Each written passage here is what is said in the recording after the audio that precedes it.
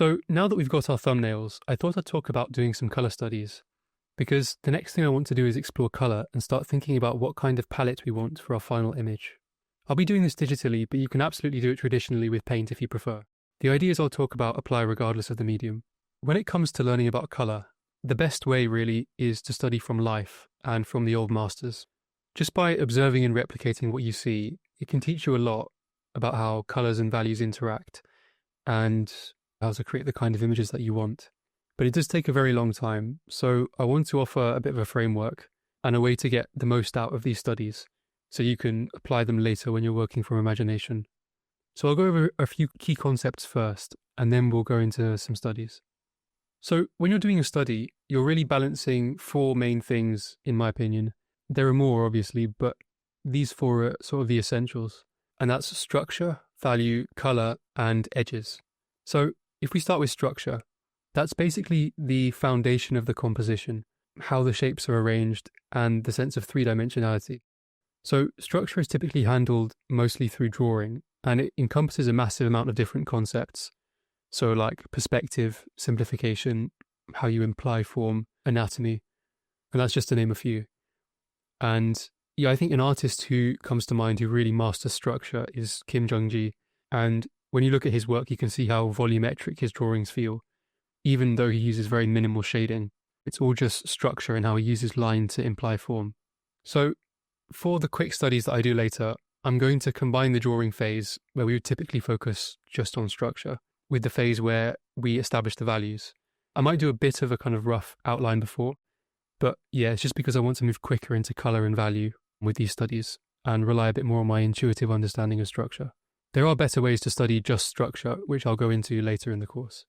So the next is value, and values are just how light or dark things are. They're the tonal range that start to add realism to your composition. A grayscale image is just a study of value, so there's no hue and no saturation. It's just light and dark relationships. Values are less important than structure in the hierarchy, because if your structure isn't solid, then there's nothing to sort of hang your values on. So I would say, in fairness, this is less true for landscapes because the human eye is more attuned to structural mistakes in the figure and less so for landscapes. But it's still massively important to have solid structure regardless of what you're drawing or painting.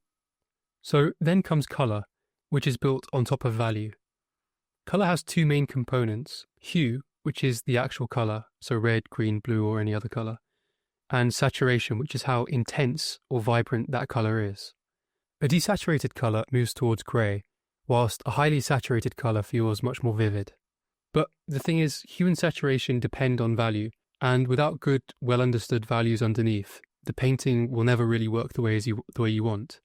Also, every color has what's called a chroma point, and that's the value at which the color is most saturated. So yellows reach their highest chroma, or saturation, at a light value, and blues reach it at a comparatively dark one. And that's one of the reasons why the value structure underneath your colors is so crucial, because it really decides how those hues and saturations are going to behave. So I'll start by doing a value study, and then even when we start to bring in color, we'll keep value in the back of our mind, because it really is the foundation that holds the color together. The goal is to begin simply with the broadest possible expression of the image. Think about it as blocking in the main shapes of light and shadow.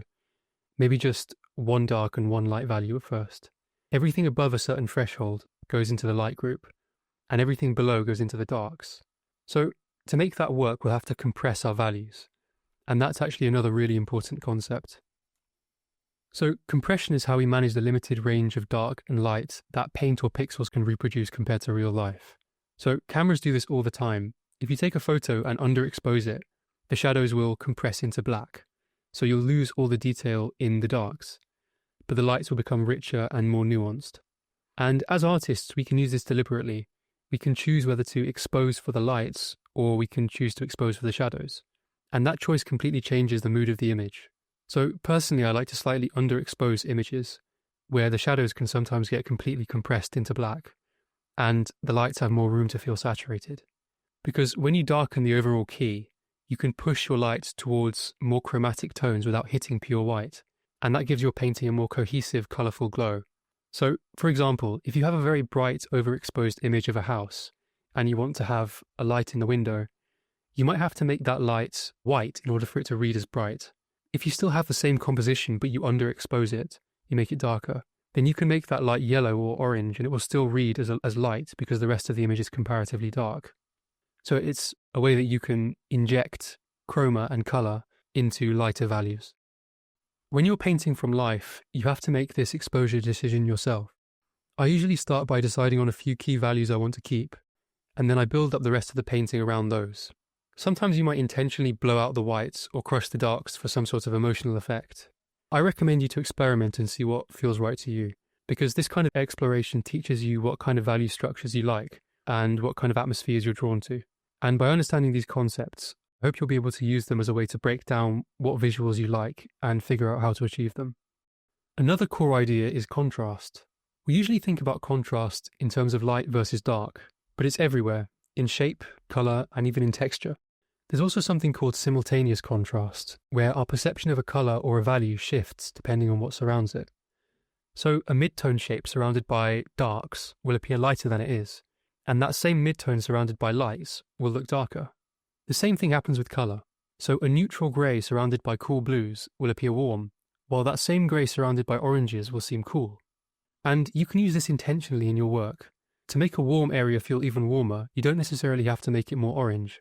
You could just cool everything else around it down. So definitely play with that relativity and try to be aware of it all the time when you're painting and studying other paintings. It's a really massive part of how colour and value actually work. And finally, edges. Edges are simply how one value transitions into another. So a soft edge gives us this feeling of roundness, and a hard edge feels crisp and angular. So if light falls on a sphere, the transition from light to dark is gradual and soft, whereas on a folded piece of paper it's sharp and immediate. So learning how to vary edges is how you make things feel sculptural and alive, and it's how you describe the subtleties of the structure you're trying to represent. You can also have lost edges, where two areas of similar colour and value just sort of melt into one another. Maybe there's no line or separation. And this can be really useful compositionally, but in order to kind of direct the viewer's attention towards areas of contrast and letting others fade away. So for our studies, we'll start simple by doing some quick studies that focus on value and big shapes. This is going to help us a lot with coming up with basic colour ideas for our own image. I'd also advise you, when you're looking for work to study from, to look for images which are in some way close or applicable to the thumbnails you've already drawn. So for me, I might look at images at sunrise with clouds and lots of cool colours. And if you can, draw primarily from works of the old master painters, so maybe 19th century ideally. You can find lots of really good images on Google Arts and Culture, like I mentioned before. But as long as the reference image is done at a high level, at a level that you aspire to be at, then it should be fine to study from, and there's lots of really amazing contemporary painters. Eventually we can move towards colour and edge control, and the goal isn't just to copy optically, but to try and think about what's happening. So why something looks the way that it does, how light moves, how form turns, and how the artist has compressed different values into groups. And yeah, just the choices that the original artist made. It doesn't really matter what medium you use. I'm going to use digital, but you can really use whatever works for you. What matters is that we observe, analyze, and then start to play with these fundamental concepts. So hopefully you'll be able to apply what you learn to your own images. Over time, I really think this kind of practice can help to build skill, and it can help you to refine your own taste. And your taste is what will end up defining your personal style.